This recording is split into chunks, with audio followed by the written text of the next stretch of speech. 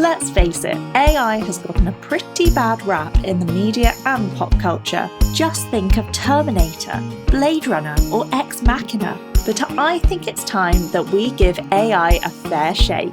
Welcome to Practical AI, the Capacity for Good, where we speak with some of the brightest minds in the industry about the exciting intersection of AI automation, customer support, and customer experience, and how we can use the latest and greatest technology to help teams do their best work.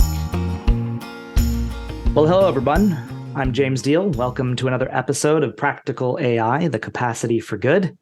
Joining me today is Shep Hyken, customer service and experience expert and the chief amazement officer at Shepard Presentations. Shep is a prolific keynote speaker and a best-selling author whose books focus on helping companies and organizations create exceptional customer and employee experiences. His portfolio includes leading brands such as the Federal Savings Bank, FedEx, Unigroup, and First Abu Dhabi Bank. Welcome to the podcast, Shep. Wow. That's a great introduction. I worked for those companies. I don't know where you got that list. That's an obscure list, but yeah, we work with amazing brands. I'm the luckiest guy. I've been doing this a long time, but it's pretty cool. Well, with that in mind, you have been at this a long time, as your bio indicates. I'd love to understand a little bit more about what got you into the customer experience, customer support, customer service area, and why you're so passionate about it, and what you do every day then within that space. Sure. Well, I was born into it, believe it or not. I think my parents taught me to do good things when I was a kid. 8 years old, my first job working in a drugstore. It was my grandpa's drugstore. And he actually put me behind the counter and I actually got to thank customers, check them out with the cash register, exchange. I couldn't believe he would let me do that, but I loved interacting with people. I started my first business when I was 12. It was a birthday party magic show business. And when I was finished with my first magic show one Wednesday afternoon after school, my mom dropped me off at home and said, after dinner, what are you going to do? And I thought, homework? No, write a thank you note. My dad said, follow up, make sure the parents were happy with your show, ask them what tricks they liked the best, and start to figure out how to make your show better. Now, I had no idea showing appreciation, getting feedback, process improvement. That's what I was learning at age 12. And I built this little business up to being quite a good little business. I mean, I could have made a living back then at age 12 or 13 with it. But that worked some retail. When I graduated college, I thought I was going to be in a frontline retail-oriented business. And within a few months after college, they sold the company. I didn't have a job. So I said, what can I do? And I saw a couple of motivational speakers. I said, I can do that. I love the entertainment business. By the way, I graduated from birthday parties to nightclubs and corporate events. So I was, by that time, doing adult shows, if you will. And I thought I had the entertainment background. I bet I could write a great speech. Went to the bookstore to find some books to learn about business more than what I'd already learned in college and through my, actual experience. And I was drawn to all of the customer service and experience books. And I just started writing. I took my interpretation of these ideas, creatively made a very entertaining speech. And I started working at the age of 23 years old, 24 years old. I'm hired by amazing brands like Anheuser-Busch and IBM and General Motors, and local in St. Louis to me was Anheuser-Busch, and Enterprise Rent-A-Car was one of my first speech clients. But over time, I graduated from being just an entertaining speaker to really learning so much about what companies were doing from all the different clients I had. All the research I did, I loved to read. Every chance a new book came out, I would buy it. And remember, then in the early 1980s, I know I don't look that old, but in the early 1980s, if I went into the bookstore and I went to the business section of the bookstore, it was one shelf. That was it. So there weren't that many books to get. Sure. There were some motivational books. I remember the first books I bought in 1983. Tom Peters came out with In Search of Excellence. He just retired, by the way, at 80 years old after doing this for 45 years, which is pretty cool. So Tom Peters, Ron Zemke, Carl Albrecht. I bought a book. Actually, that came a little bit later on. There were some books like that. I just devoured them. And over time, I formed my own opinions, worked with so many clients, got their input, figured out what they were doing right. And here I am today. Believe it or not, 40 years later, 40. I've been doing this. 40 years. I've been doing it longer than you are old, right? Almost. I Almost. know. I'm trying to give you a compliment. I'll take it. I'll take it. But that's really it. So I'm very blessed, very lucky. Very, very cool. So you also obviously consumed a lot of books, it sounds like, to get to where you are, but you've also written a fair amount of books yourself. And so one of them kind of caught my eye as I was preparing here. And in the book, The Loyal Customer, you talk about the differences between a satisfied customer and a loyal customer. I did? Yeah, I think you did, right? I think you've got something loyal to say. Customer is like that thin. It's the shortest book. There must be some good nuggets in there, though. There must be. Oh, man, I actually autographed this to somebody. Who's Brad? No, should have given it to him. Is your name? No, that's funny. But no, the idea behind that book was that this guy, Frank, the cab driver, and I took this story and I turned it into a little book, and I say it's not even a book, it's a lesson. He understood the difference between the satisfied customer that would tip him and be happy and go on his or her way and never see him again, or the loyal customer that kept calling back and saying, hey, I'm going to be in Dallas. Would you pick me up and drive me around? And he built up this book of business where he never had to wait in an airport or outside of a hotel for any length of time other than to wait for his customer who is, flying in or coming out for a meeting, whatever. So he would, instead of making like $20,000 a year, which is what the average cab driver made back then, he was making more than 100, working the same hours, working smarter, not harder. I guess he's working hard within, but he's not sitting around waiting and hoping somebody's going to come out and want to go from downtown to the airport, which is a nice fare. So today I talk about that, and I actually write about this, and I repeat a lot of content in my books with different ideas behind it. So recently I wrote about why we need to understand that repeat customer is not necessarily a loyal customer.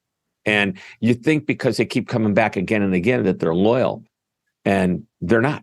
Maybe they're coming back because it's closer. And if a competitor moved in a little bit closer, all of a sudden, where did the guy go? He was here all the time.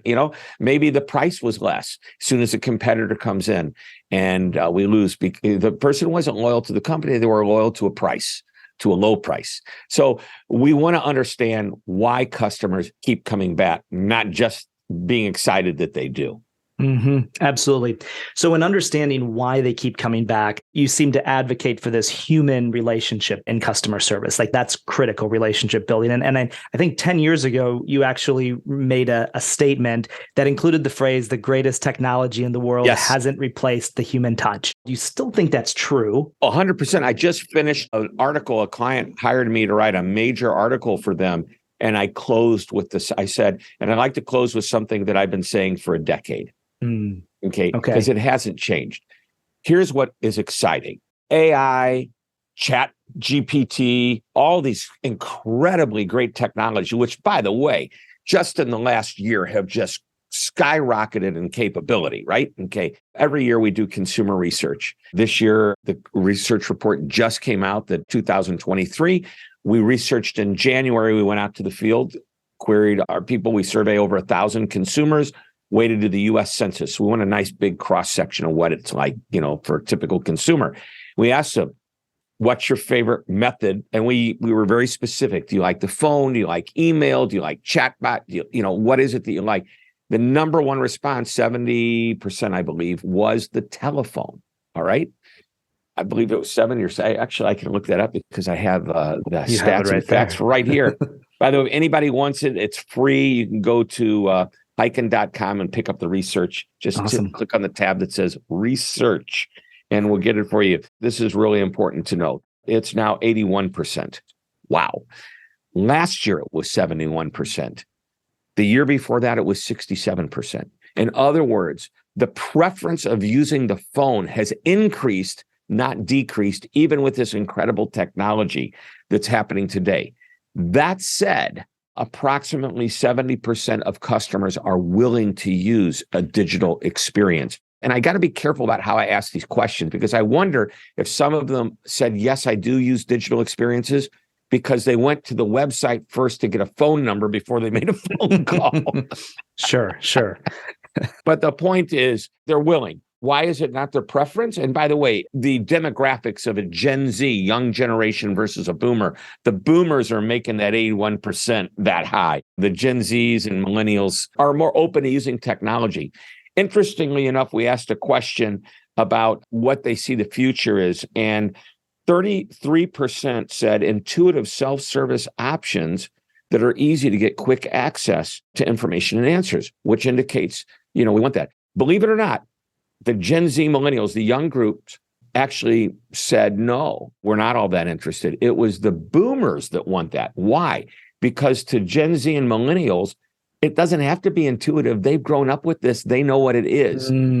But the older generation wants you to make it easy on them. So anyway, I throw these things out because I geek out over this kind of content. But to the point of, okay, how do we get our customers to go first digital? And this is what I suggest to all my clients, even with that statement about the best relationship builder is still the human-to-human interactions, right?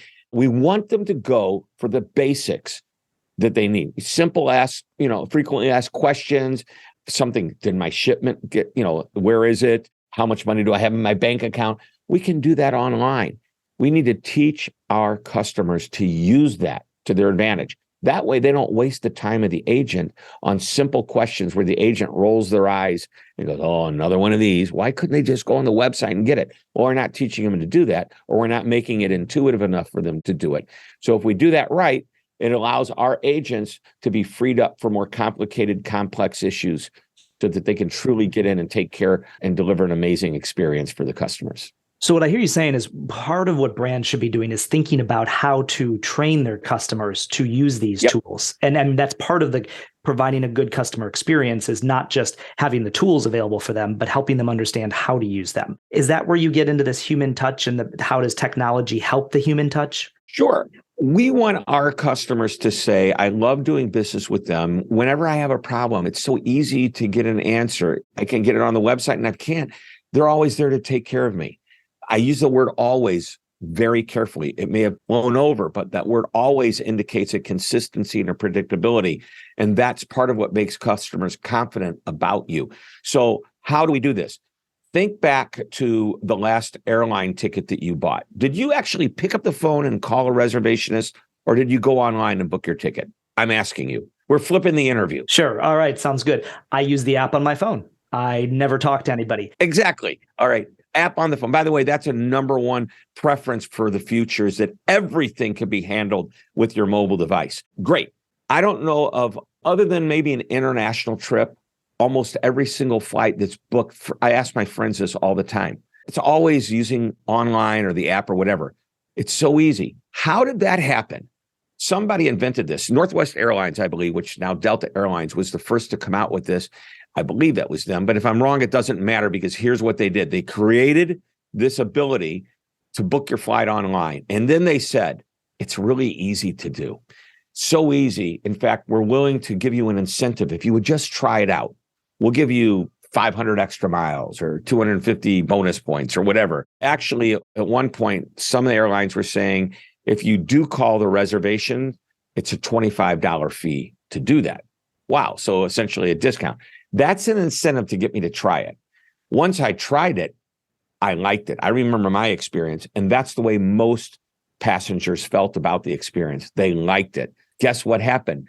This tipping point eventually took place where everybody started using, not everybody, but the majority of passengers were using this online. We can do this with any business. Anytime we want our customers to go to the website, if they call us, let's give them the answer, and then let's take a moment or two. And by the way, this is, for lack of a better term, I say counterintuitive to average handle time, AHT, which is a measurement of how long we spend with the customer. A lot of support centers are looking at that number, trying to figure out ways to do more customer interactions in a shorter period of time. Big mistake in my mind, because if we take an extra moment or two to teach our customers, say, you could have done this online. Are you in front of a computer right now? Let's take a moment. Let's do this together. Go on, open it up. You know what your login information is. Yes. Yeah. Great. Go in there. Do you see the answer? Oh my gosh. I'll do this next time. Thank you very much. Now, what just happened? What just happened is we spent a few minutes more to avoid a much longer conversation with that call center rep in the future. Now, what did we just do? We eliminated the interaction with the human, live agent, but we gave the customer a great experience. Here's the key. You have to have a seamless transition for when the customer says, I can't get what I want, I've got to go to a human. Mm-hmm. It's got to be easy, frictionless, and ideal. It's got to be omni-channel, which means whatever they were working on can be seen by the agent so they don't have to ask the questions over and over again and have the customer repeat the information. That's, customer support utopia. Mm-hmm. Yeah, absolutely. Absolutely. I couldn't agree more. So we're seeing this convergence, as you mentioned, of AI, ChatGPT, all of this coming into the customer experience and the customer support. There's ways to improve, as we just kind of talked about, but where do you see potential pitfalls or misuse of AI? Like, where would you say, no, that's not a good place to use AI? Great question. It's not so much that it's not a good place to use AI, it's using it as a complete replacement for the human-to-human interaction. One of the things I've been talking about almost as long as when I came up with that quote is that the best companies have figured out the balance between using some type of automated self-service type of support now with AI and ChatGPT and saying, oh, this is so good, we don't need a customer support department anymore. I mean, some people will disagree with what I'm about to say, but Frontier Airlines completely dropped their ability to talk to a customer support rep. At first, I was shocked. I wondered, how is that going to work? And then I realized, whether they're right or wrong, it was a huge, bold move. Now, part of their explanation was it costs us a lot of money to run that call center, and we need you guys start using automation so that we can keep our ticket prices down. I agree that's part of it. But on the other hand, they took a move thinking, wow, automated support infused by AI is probably good enough today to eliminate the call center. Now, I think that's a big, bold move. I don't think long-term it's going to work for them, but I applaud them for taking this risk and this chance. I hope it works out. Hope it doesn't hurt them financially. But I think that my prediction is they're going to be back one day giving customers the capability of getting to an agent. Okay, I'm just saying that whether they're right or wrong. So I'm not being critical of them as much as I am thinking, wow, they're doing something that most companies don't have the guts to do. Maybe too soon. However, with ChatGPT coming in, maybe not.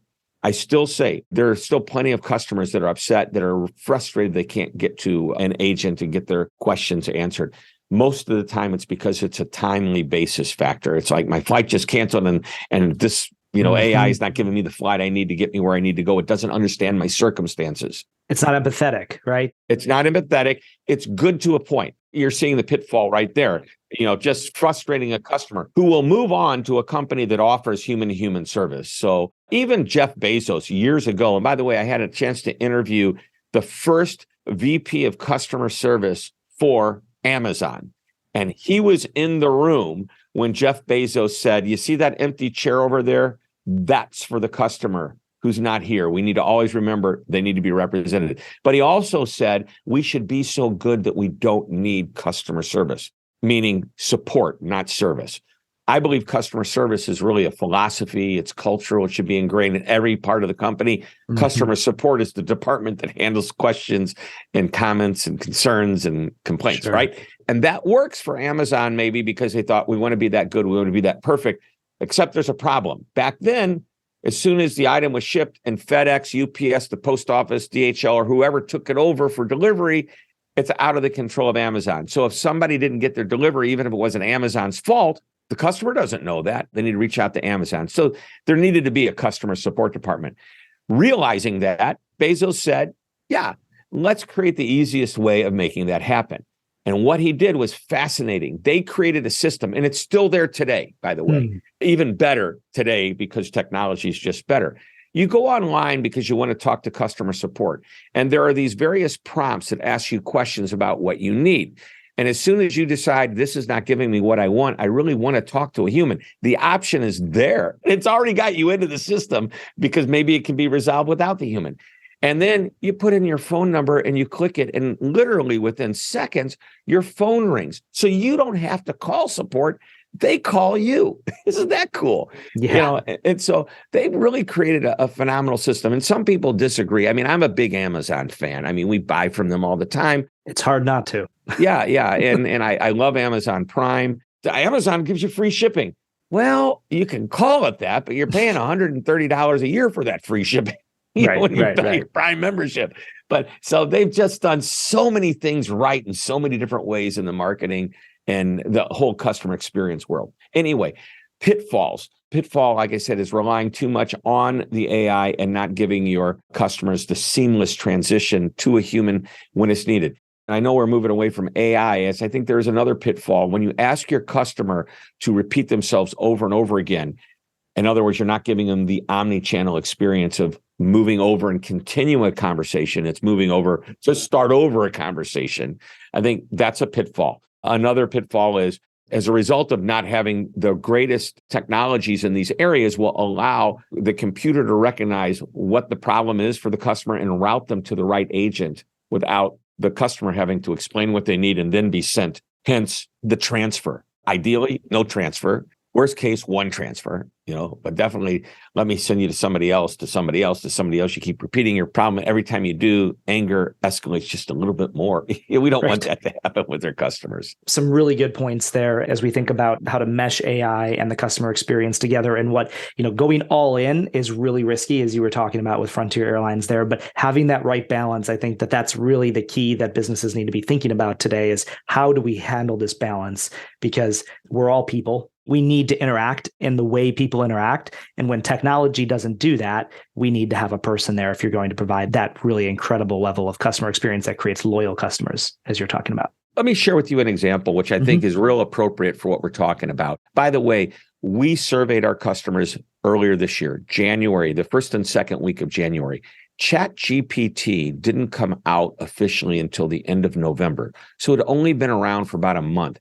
Today, the knowledge, I still talk to people who have no idea what ChatGPT is, but the ones that do, which are far more than the ones that did in early January, are blown away by its capability. And as companies start to integrate this technology into their support platform, which is, to your point and what you guys do at your company, you're texting, right?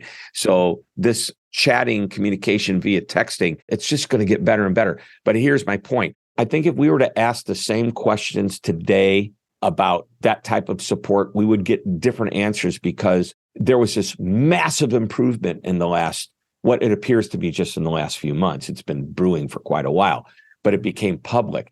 And I think this time next year, we're going to see some dramatically different numbers as a result of this technology getting better and better. Do you know what Moore's Law is? Why don't you go ahead and explain that? Well, I don't know if I can do it really quite justice, but it has to do with the microchip and the capability of that chip. I can't remember if it's every 2 years, it doubles in capability, something like that. The exponential, if you think about it, it's one thing to double it, but when you double the double and then double the double that was already doubled and double the double again, it's like, holy cow, how does that work?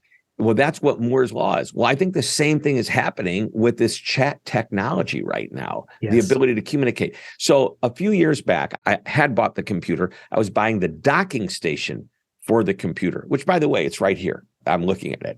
And I went online and I couldn't figure out, when you put the computer in the docking station, I was looking at pictures, it looked like there was a separate cord running into the computer. So I thought, do you need to have the charger in addition to the docking station? Shouldn't the docking station, when you put it in there, charge the computer? So I'm on the website and a little chat box opens up and asks, how can I help you? Or do you have any questions? Yes. Does the docking station charge the computer, or do you need a separate charger? And the response was, which computer do you want to buy? I've already bought the computer. I'm interested in buying the docking station, but I want to know if it also charges the computer. The bot responds, which computer do you want to buy? You see where I'm going? Oh, now, yes. Yeah. The cool thing about ChatGPT is I can ask that question, and if the computer doesn't understand me, it'll ask me back. Let me make sure I understand what you're asking. Or if I don't understand the answer, I can then say, can you please explain this to me differently? I get a lot of contracts from my clients where they put these big clauses in about indemnification and liabilities and all that. And I'm not a lawyer. You know what I've been doing? I've been taking that clause, dropping it into Chat GPT and asking, can you explain this to me like I'm in sixth grade? So imagine if I'm chatting on the Chat GPT and it's a technical question and the computer comes back to me and tells me something I don't understand. Can you make this easier? Pretend I'm in sixth grade. Mm-hmm. Done. Yes. Explain it to me the way Dr. Seuss would in a child's book. And you know what? I'll bet that ChatGPT comes back and rhymes words. Absolutely. But that's how sophisticated and amazing it's becoming today. So I fear for not the agent I've had clients say, well, isn't this going to kill the agent? They're not going to have live support anymore. And my response was, did ATMs eliminate bank tellers? No. Did video kill the radio star? I don't think so. But I don't think ChatGPT is going to kill the support center because there's always going to be a need for a higher level of truly complex issues, which, by the way, one day ChatGPT might be able to do. But we're not close to that today, right? No, I don't think we're close to it. Not yet. And I also think this concept of communicating with customers should be brought into communicating with agents and helping agents give better answers to customers. Right. So speaking of better answers, I want to talk a little bit about measuring success, especially the success of AI and human touch improving the customer experience. You talked earlier about average handle time. I think some would argue, actually, that's not a great measurement. I mean, it's been a very common measurement in contact centers, right? It's an efficiency measurement, typically. It's like, how many calls can you do? Now, average handle time is how long should a call take if we're trying to go for, on that scale of 0 to 10, getting that 9 and 10, like a net promoter score. So then you could say, a call that rushes the customer off doesn't get us the results that we want. So what should the average handle time be? Don't try to rush the customer off. You've got plenty of time. What should the average handle time be for the quality of call we're looking for is how a better way to think about that. Correct. And so then how do you think about measurements as it relates to the combination of AI or measuring whether AI is improving the customer experience? Any thoughts on that? Well, I think you survey just like you would survey any customer support experience. One of my favorite questions that companies are asking is a simple, we have a 1-question survey that will take you 10 seconds to complete. Would you be willing to do that at the end of this call? And at the end of the call, by the way, if you have enough calls, you should change the 1 question so you can get you don't need to get an answer from every customer, but you need to get an answer from enough to know what your trends are, right? So that question I love is, it's a simple yes or no. 1 for yes, 2 for no. On your next call, would you want to talk to this agent again? Okay. The next time you have a problem, would you be willing to use our chat whatever you want to call it, again? Okay. So just ask yes or no. Okay. If you'd like to leave an open comment, please push a button and you'll hear the tone and you can just keep talking. If you want to add that onto it, I'm fine with that open-ended question to get a verbatim response. But that's what I would be doing. I would be measuring it the same way, just asking the question ever so slightly different to talk about the digital experience versus the human experience. Okay, so I think we're nearing the end of our time here, but I've got a couple more questions for you. And one in particular around what you were just talking about. We're talking about measurements. We're talking about improving that 1 question to look at how do we improve next time we interact. You've been talking in the past about being just a little bit better than average. I think you talked about the founder of Ritz-Carlton and the 10%, if I recall correctly, just being 10% better. Talk a little bit. That wasn't very intriguing to me when I heard about that. Like, just be consistently a little bit better than average makes a big difference. So how do you kind of wrap up some of what we've been talking about by digging into there a little bit? Let's say on a scale of 1 to 5, you want to nail 5s every time. You do not need to create an over-the-top, blow-me-away experience to get a 5 every time. There's really 2 ways to go about it. One way, which I've been preaching for years and years, is just be the tiniest little bit above average, but consistently and predictable, so that customers say they're always so helpful. They always get back to me quickly. Whenever I call, I always get in quickly without having to wait 20 minutes for somebody to come. So the word always followed by something positive. Now, if you start to break that down, it sounds like that's a little bit better than average all the time. And the reason is because it's always consistent. Okay. Horst Schulze, who's the founder and co-founder, first president of Ritz-Carlton, said an example of a little bit better than average is using a guest's name throughout their stay. As soon as we learn their name as they're walking down the hall, we might say, hey, good morning, Mr. Hyken, or I hope you're having a great, and it's like, oh, they remember my name. That's an example of a tiny bit better than average. But if you really want to nail it every single time, just do what's expected. What is normal? What is your very typical customer want and need? And deliver that every time. They don't want to wait on hold for 20 minutes, but they're happy if you get to them within 1 or 2 minutes. They don't want to wait 3 days for you to respond to their email. If you do it within a few hours, they're blown away.